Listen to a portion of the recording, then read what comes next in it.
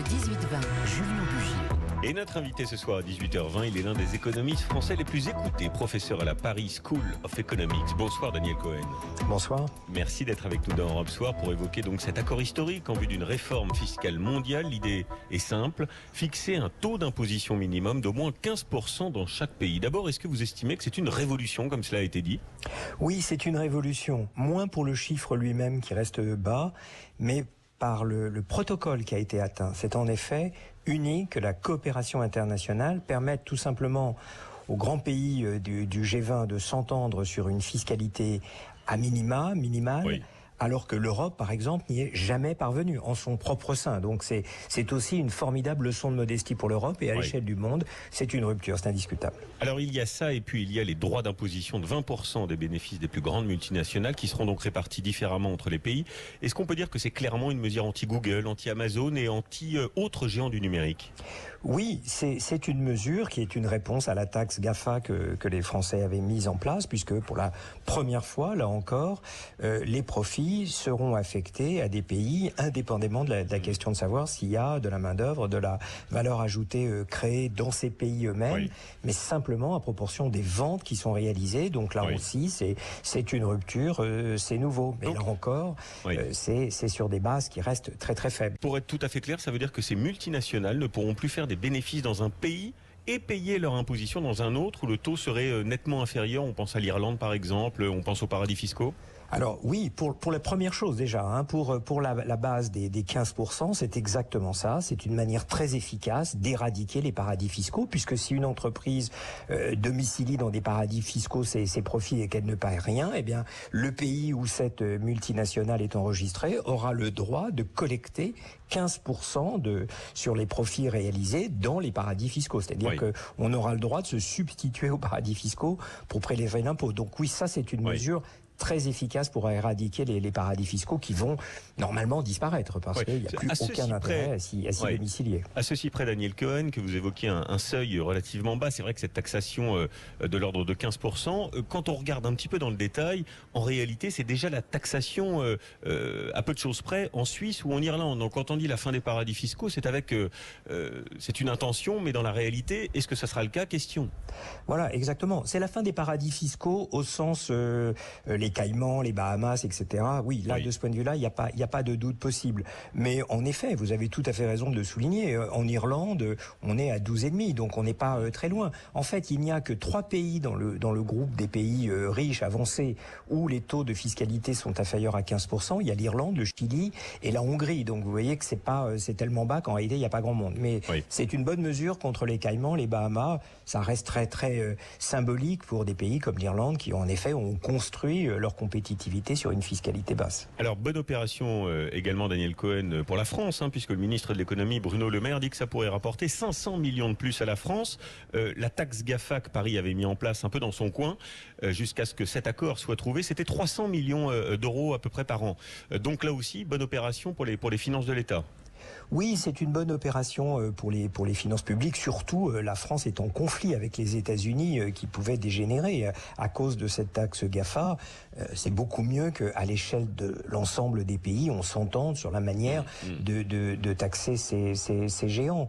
Donc oui, pour la France, c'est surtout une épine du pied en moins en réalité, puisque on s'entend sur le fait qu'il faut taxer les GAFA. Ça, c'est évidemment une très très bonne chose. Il y a quand même des trous dans la raquette, évidemment. On l'évoquait sur les paradis fiscaux. Et puis il y a Amazon. L'édition du quotidien britannique The Guardian, quotidien anglais donc, nous explique que Amazon pourrait passer entre les mailles du filet parce que sa marge bénéficiaire est inférieure au fameux 10%, 6,3%, alors que l'an passé, le groupe a réalisé un bénéfice absolument record, triplé sur l'année, à 8,1 milliards de dollars. Est-ce que cette mesure va vraiment atteindre ses objectifs ? On parlait d'une taxe GAFA, on pourrait presque en effet parler d'une taxe Amazon. Vous avez parfaitement raison de souligner qu'il faut un seuil de 10% de marge, et c'est au-dessus qu'on sera taxé à proportion seulement de 20% des profits globaux. Donc on parle en réalité de quelque chose de profondément réduit. Mais pour Amazon, en effet, ce sera zéro, puisque sa marge opérationnelle, vous le rappeliez très bien, est de 6,3%. Donc là, Amazon, ça ne changera absolument rien de ce point de vue-là sur la manière dont elle est fiscalisée. Donc oui, c'est... Ça peut bouger, ça ? Le taux peut bouger ? Écoutez, je ne sais pas, il y a encore des discussions qui doivent être mises en œuvre, hein, mais quand on regarde le paysage d'ensemble, on a une taxe à 15% qui est très faible, hein, et puis là, on a une fiscalité sur les GAFA qui, là aussi, encore est en réalité à minima.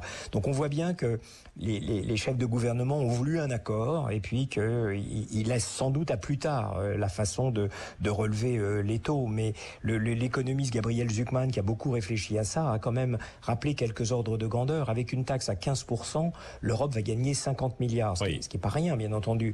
Mais avec une taxe à 25%, qui est le taux français, et que quasiment le taux allemand, elle gagnait 170 milliards. C'est-à-dire qu'avec une taxe sur les multinationales, avec un impôt minimum sur les multinationales à 25%, en fait, l'Europe bouclait son budget avec une mesure comme celle-là. Ça change tout. Un mot de la reprise, Daniel Cohen. Bruno Le Maire, toujours lui, a justement donné une grande interview à nos confrères du JDD hier et annonce que l'économie repart fort, très fort même, dit-il. Est-ce que, selon vous, c'est un vrai redémarrage ou un simple rattrapage ? C'est un rattrapage, ça c'est certain, puisque l'année dernière on a fait moins 8% de croissance, il y a eu une récession de 8%, et cette année on va peut-être faire au mieux 6%, ça sera sans doute un tout petit peu moins. Donc en toute hypothèse, on fera moins cette année que ce qu'on a perdu l'année dernière. Il faudra attendre vraiment 2022 pour rattraper totalement. Mais ça change quand même beaucoup les choses. Il y a un vent d'optimisme qui semble souffler sur la France. Oui, ben voilà, exactement. On peut pas exclure qu'il y ait une dynamique cumulative qui se mette en place. On reprend le goût de produire, de travailler, de se rencontrer. Donc peut-être qu'il y aura un effet qui ira au-delà. Pour l'instant, c'est du rattrapage, mais la dynamique de croissance peut être très favorable, sachant qu'on est dans un contexte macroéconomique qui reste marqué par des taux bas, donc une très grosse poussée américaine grâce du fait des grands déficits publics que Biden va lancer. Donc oui, a priori, on peut espérer que ça se prolonge un peu plus que simplement la phase de rattrapage. Alors il y a un élément, Daniel Cohen, qui sera déterminant, c'est évidemment la consommation des ménages. Est-ce que vous êtes favorable, vous, à des mesures incitatives pour que les Français dépensent cette fameuse épargne Covid, plus de 150 milliards qui dorment sur les comptes. L'OFCE dit par exemple que si 20% de ce surplus d'épargne est consommé, la croissance serait de plus de 6% l'an prochain et le taux de chômage baisserait à environ 8,7%. Alors, comment inciter les Français à dépenser cette épargne ? Moi, je pense que la meilleure manière d'inciter les Français à dépenser cette épargne, c'est de les convaincre que la reprise est bien là. Franchement, je suis très très opposé à ces mesures, baisse de TVA transitoire, etc.